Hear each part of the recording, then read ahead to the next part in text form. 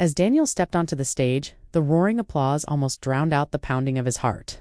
But as soon as he opened his mouth to speak, the crowd fell silent. The judges, known for their harsh critiques, leaned forward in their seats. Even the host seemed to take a deep breath, sensing the gravity of the moment. For Daniel, this was not just an audition. It was a chance to carve his future and honor his family's sacrifices. But before he could sing a single note, a hush fell over the audience. Simon Cowell, the most influential judge on the panel, leaned forward, his gaze intense. "I don't want to be too harsh," he began, his voice echoing in the stunned silence. "But have you ever considered doing something else? Because I don't think you're going to be the next big thing." His words were like shards of glass. The dream he'd held so dearly started to crumble. The audience gasped. In that moment, Daniel's knees almost buckled.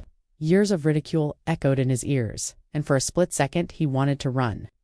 Back to his simple life in the Philippines, where his biggest worry was an upcoming typhoon. But as he met his father's gaze from the audience, he knew he couldn't.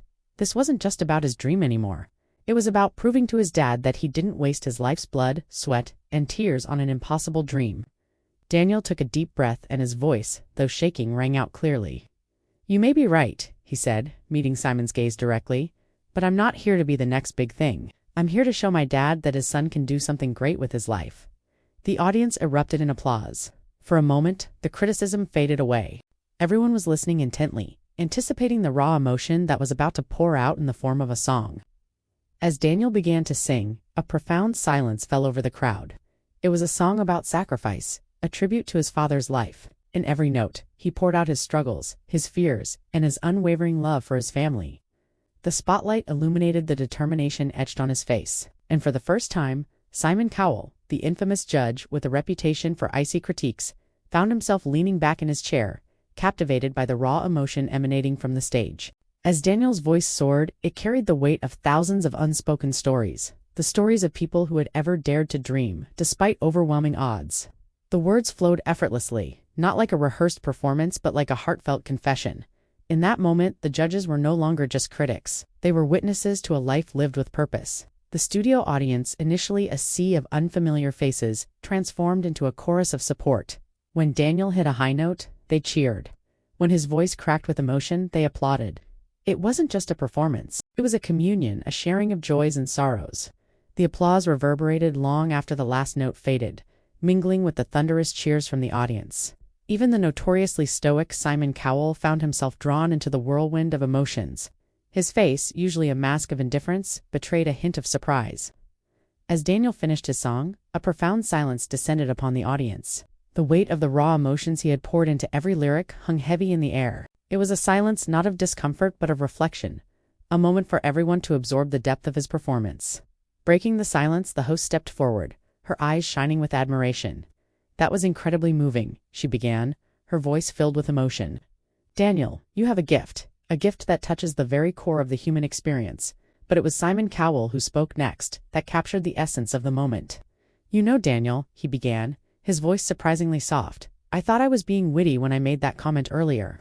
But the truth is, you silenced me. Not with your words, but with your song.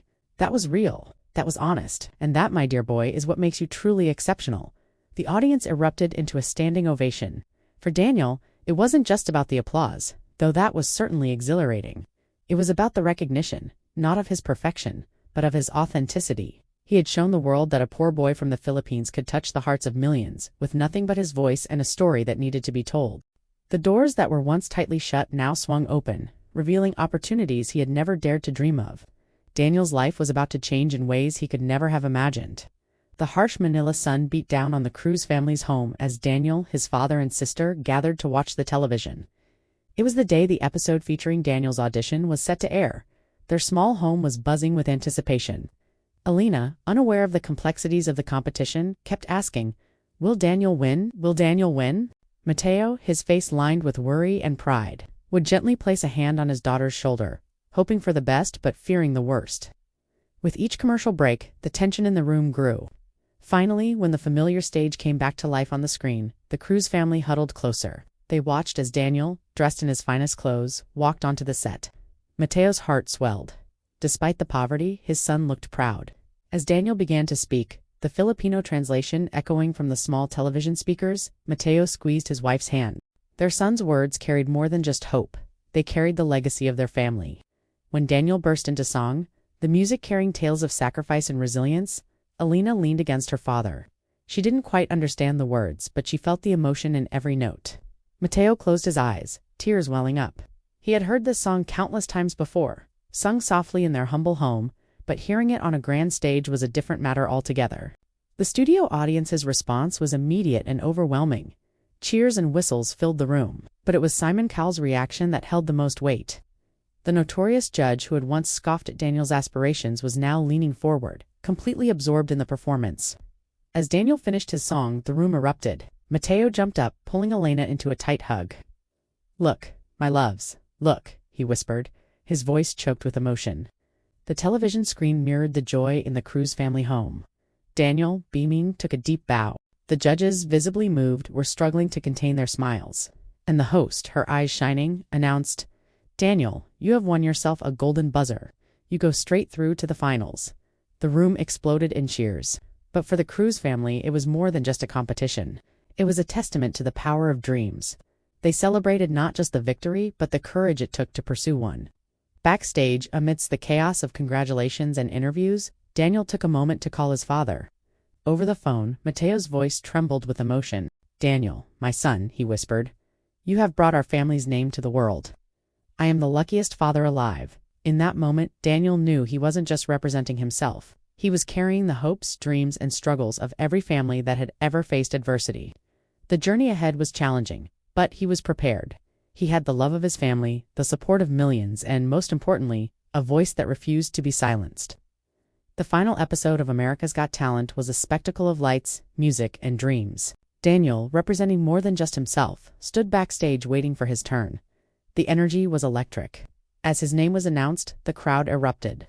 Daniel took a deep breath, a calmness settling over him that belied the turmoil of emotions raging within. He walked onto the stage, not as the son of a poor carpenter, but as a beacon of hope. When he started to sing, the audience fell silent. It wasn't just the judges or the hosts who were listening intently. Millions of viewers across the country had tuned in, eager to witness the final performance. Daniel poured his heart and soul into every note. The lyrics resonated with the life stories of many, evoking laughter and tears. As he reached the final chorus, the audience rose to their feet, singing along. For Daniel, this wasn't just a performance. It was a celebration of life, a tribute to his father, and a testament to the power of pursuing dreams. When the music ended, the silence stretched, pregnant with anticipation. Daniel stood still, unsure of what lay ahead, but he knew he had done his best. The judges visibly moved, conferred in hushed tones. The tension was palpable. Finally, Simon Cowell broke the silence. "Daniel," he began, his voice unusually soft, "from the moment you stepped onto this stage, you have touched our hearts. You have shown us that life's greatest lessons are often learned in its humblest.